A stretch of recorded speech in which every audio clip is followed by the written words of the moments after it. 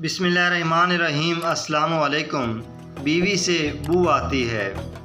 जज्बात काबू से बाहर थे और अपने नफ्स की ख्वाहिश पर मैं सर झुकाकर चल रहा था। मेरे अंदर का शैतान और भेड़िया जिस्म की महकती खुशबू का तलबगार था। किसी दोशीज़ा के जिस्म से मैं अपने जिस्म की प्यास बुझाने के लिए तड़प रहा था।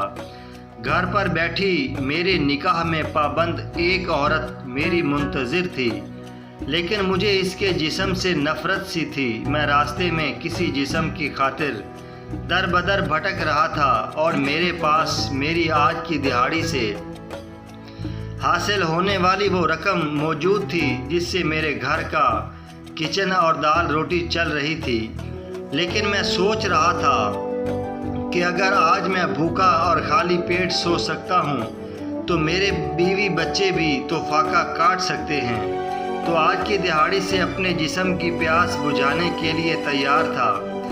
रास्ते में एक बुज़ुर्ग ने रोककर कहा कि बरखुदार चेहरे पर लानत बरस रही है, ज़रूर किसी कबीरा गुनाह की राह पर निकला है।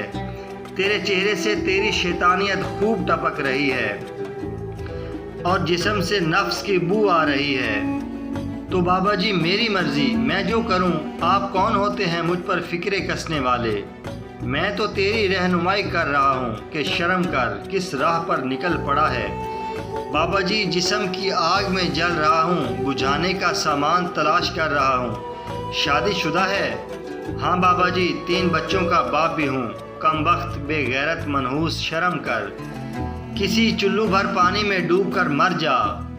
हलाल होते हुए हराम का रास्ता अख्तियार करना चाहता है। मुझे अपनी बीवी से बदबू आती है, घिन होती है, अजीब सी नफ़रत पैदा होती है। इसका बुझा बुझा सा चेहरा देखकर और थका थका सा जिस्म देखकर मेरे जज्बात मर जाते हैं। तेरे जैसे मर्दों को हलाल में बू आती है और हराम में खुशबू। जो घर की औरत चूल्हे की तपश में तेरी और बच्चों की खातिर जल रही है, जिसका हुस्न गुर्बत के कीचड़ में ढल रहा है, जिसके हाथ की लकीरें बर्तन और कपड़े धो धो कर घिस रही हैं, जिसके नकूश मिट रहे हैं, जिसकी मुस्कुराहट और हंसी मुफलसी और तेरी खिदमत और ग़ुलामी करते करते बुझ रही है, जिसका जिस्म तेरे घर की हिफाजत करते करते थकन से चकनाचूर हो रहा है, जिसकी अदा नज़रअंदाजी की तपिश से दम तोड़ रही है, जिसका चेहरा चूल्हे की आग में झुलस रहा है, जिसकी आंखें तेरे ख्वाब बुनते बुनते और सब कुछ बेहतर हो जाएगा एक दिन।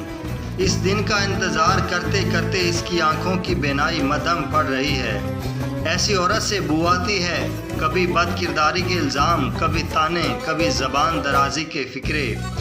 अपना घर बार, वालिदैन, बहन भाई, दोस्त अहबाब, रिश्ते नाते, अपना बचपन, अपना मोहल्ला और अपना शहर सब कुछ छोड़ छाड़ कर तेरे निकाह में खुद को तेरे ताबे किया है।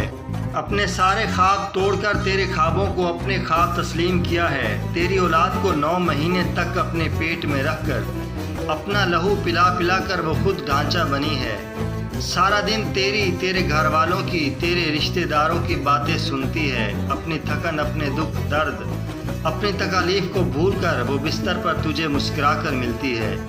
कभी इसकी मुस्कुराहट को निचोड़ कर देख, तुझे आंसुओं का दरिया मिलेगा। बेगैरत, तुझे ऐसी औरत से बू आती है। तुझे हराम की लज्जत ने अंधा कर दिया है। तेरे कान इसकी चीख नहीं सुन सकते, तेरी आँख इसके ख्वाब पढ़ने के काबिल नहीं है, तेरा नाक इसके जिस्म से आती हलाल रिश्ते की खुशबू महसूस नहीं कर सकता।